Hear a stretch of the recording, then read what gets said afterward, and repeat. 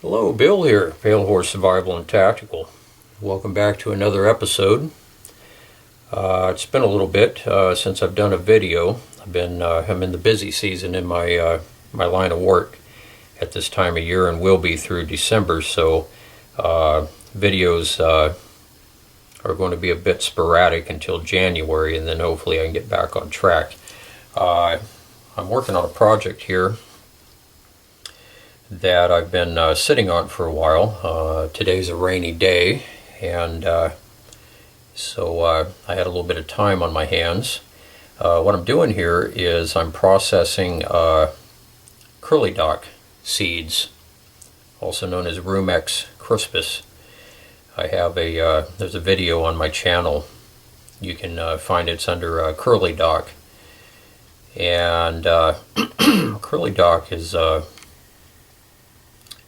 very prolific. It grows all over the place, and it's readily available. You can eat the leaves.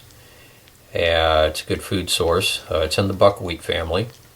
When you look out across fields and you see the rust-colored seed heads. Some fields have a lot, some just have a few growing out there. But when you look across the field and you see those rust-colored seed heads, that's curly dock. And you take a look at the video on the channel on the curly dock. It goes much deeper in depth as far as identification and everything. What I have here is I have a bag of curly dock seeds that I harvested, I guess it was a couple of months ago. And these are the seed heads. They get quite a bit bigger than this. And the way you harvest these, you go up to the plant, grab a hold of the seed head, and just strip it up. Just pull it straight off, and you'll have a handful of seed, and put it in a bag or a pouch or whatever you happen to have that you're harvesting the seeds that you're going to put them into. But I'm obviously not going to do this entire bag. Curly dock seeds, it's a bit laborious to process these down, and the trick to doing these, you want to try and get as much of the chaff from the seed as you can, separated from the seed. A little bit of chaff isn't going to hurt you any, it's just fiber. And but what I do is I have a piece of bark here. I take a pinch of curly dock seed and one of my grinding stones.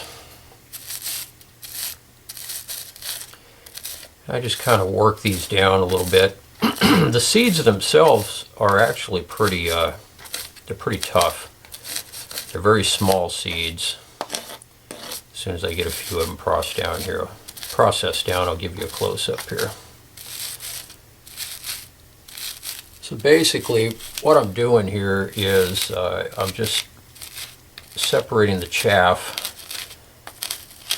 from the seed. Allergies are bothering me. Winter allergies.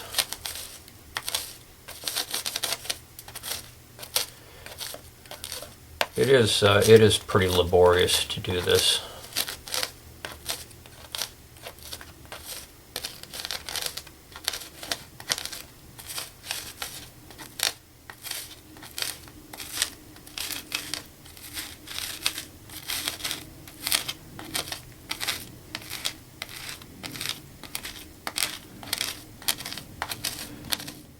You just work it down. The chaff will begin to separate from the seed.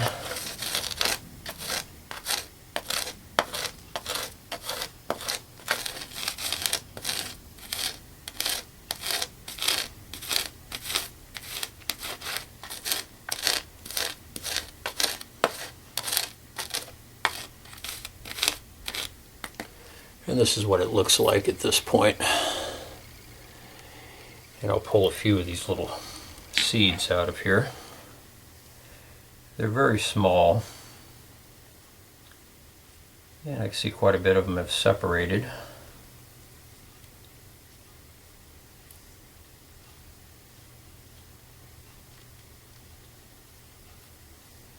If you're really hard up for food in a bushcrafting survival scenario, these do provide a food source, but it is labor intensive to process these little seeds down, and they're so small. Let's see if I can get some up here.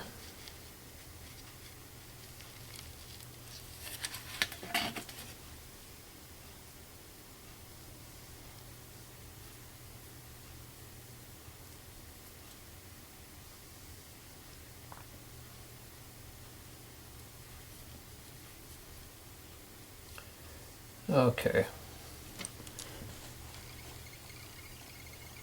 Those are the seeds. Very, very small little seeds. They're right here. Very small little seeds, and that is in the buckwheat family. So what I do is I just work these down. And I'm sure there's other methods to do this. This just happens to be one that I've used successfully. And that chaff is pretty strong. It really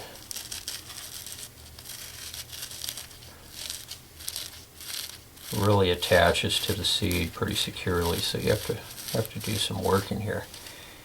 And the hardest part is separating the wheat from the chaff. These can be winnowed, in other words, pouring from one container into another outdoors, or a basket, or whatever you're using. Traditionally, it was done with baskets in a crosswind. Hold it up, a foot above or a couple of feet above one container, the container you're going to catch the product in, and pour it, and the wind will take the lighter chaff away, and then you can pour it from the bottom container and into the one you had just poured from, and vice versa, back and forth, to remove as much of the chaff as possible. What I do here, I just take the material after this doesn't really do much to remove a whole lot of chaff.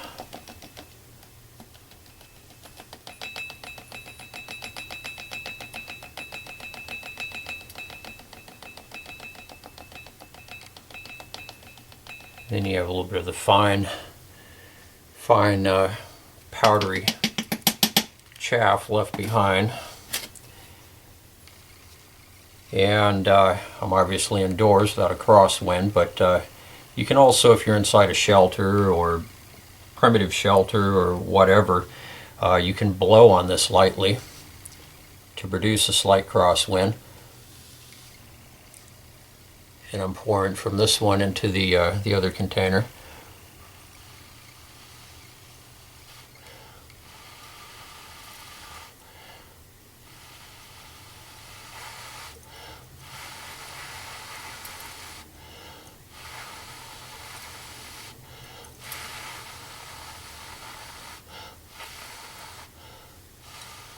And just blowing on the material as it's falling, and it does remove some of the chaff.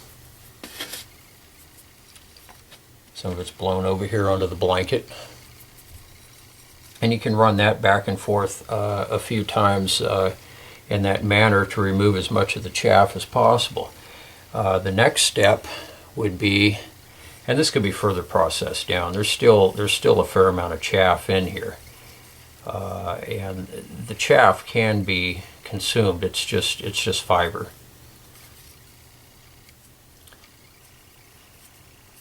And then You could either grind this down on a grinding stone, on a flat rock, grind it. Now here's some material here that I've already processed.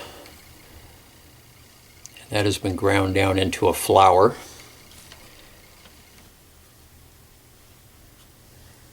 I also have a mortar and pestle here. And it's another way that could be used to process this.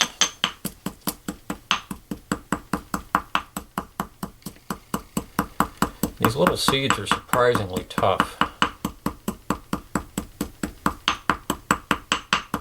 So they do have to be worked down.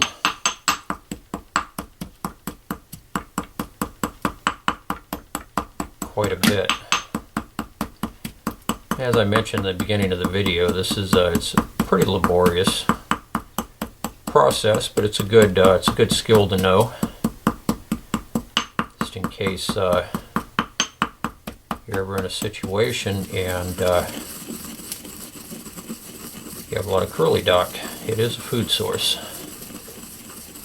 You can add a little bit of water to the flour, make it into kind of a dough. You can make ash cakes out of it, cook them on a hot rock.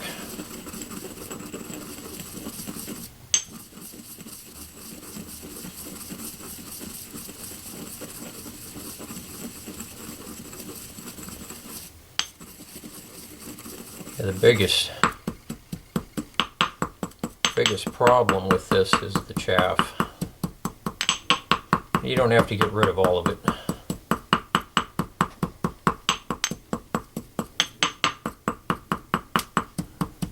The added fiber isn't going to cause any harm.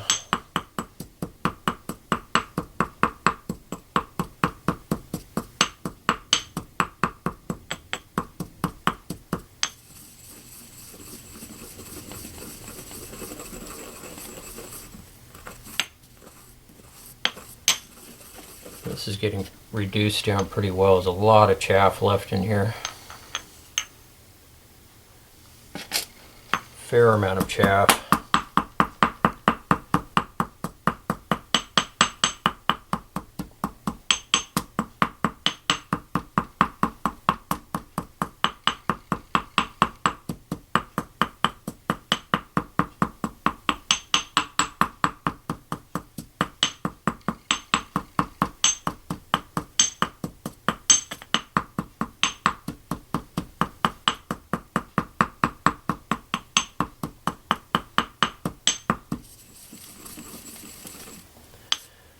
So this is pretty much what we have here in the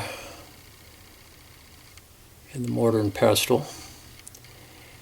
And there's still quite a bit of chaff in here. It could be consumed at this point if you were in dire need of a food source. And what I'm going to do with this small bit of flour, I'm going to add just a little bit of water to it and make a little mini ash cake. And I'm going to go ahead and cook it and give it a taste test. So I'm going to go ahead and pause the camera at this point and go ahead and get started on that, and I shall return shortly. Stay tuned. Okay, I'm back. What I've done here is I've added a few drops of water to the small amount of flour that I had in the bowl, and just mixed it around with my fingers until I made a kind of a doughy paste out of it. Now what I'm going to do is I'm going to throw this in a pan on the stove, and with no butter or anything to simulate cooking this in a primitive situation. Actually, what I think I'm going to do, I think I'll take this rock and I'm going to cook this on the rock, now that I think about it. And I'll put the rock on the burner. It's my grinding stone I've had for a long time, piece of bay salt. And I'll go ahead and I'll put the dough on here, and I'll cook it on the rock to simulate a natural primitive situation. And once that's done, I'll go ahead and return and we'll give this a taste test. So don't go anywhere, I'll be back.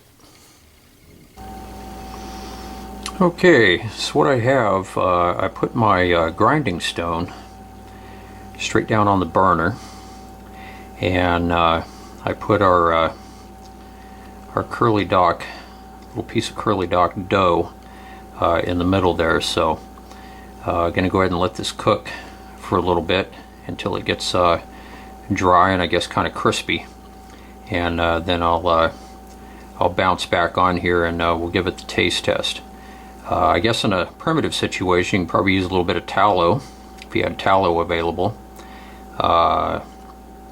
to grease the stone slightly if you were cooking on a rock or a pan or whatever you're using. Anyways, I shall return in a little bit for the taste test. Stay tuned. Okay, welcome back. I just finished cooking the little curly dock cracker. As you can see right here, the rock is still, I took it off the stove, but it is hot. It's going to take a while to cool down. But this cooked, I put another rock on top of it to kind of compress it down, and it cooked for about, oh, I don't know, 12 minutes or so. So let's give this a taste test, and I mean, it's just like a hard cracker. Let's see how this is.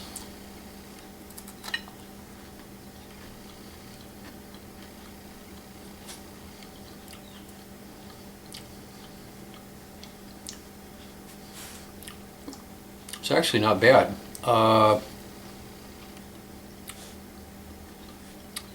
It tastes very similar to a wheat thin cracker.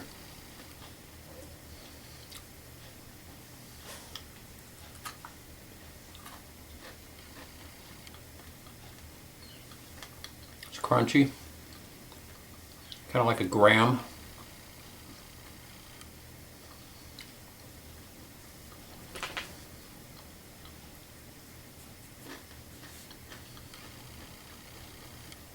It's not bad.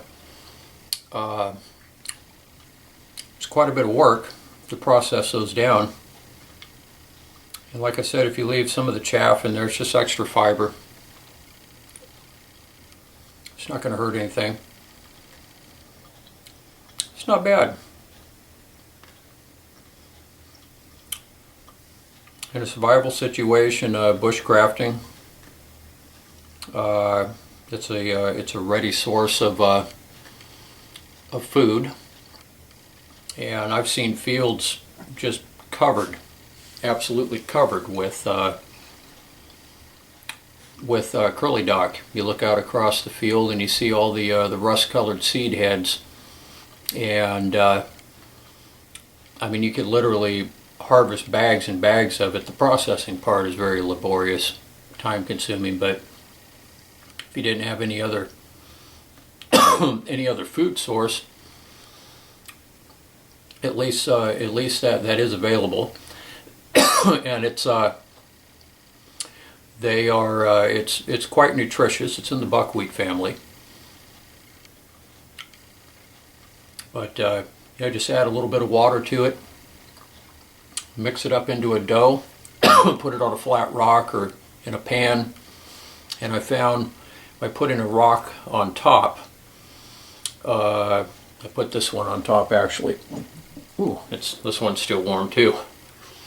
I put this on top and put the flat side down. You can see the round area. Man, this thing's retaining heat. And that kind of squished it down, and that way it was trapped in between the two layers of rocks. And it seemed to help it cook better and compressed it down. And it came out kind of like a wheat thin cracker, same consistency and very similar in taste. anyways, guys, this is another episode in our wild edible and medicinal botanical series. I hope you enjoyed the video as much as I did making it for all of you, and appreciate your viewership and support. Please like, subscribe, and share, and I will see you all very soon on the next one. Take care. Bye-bye.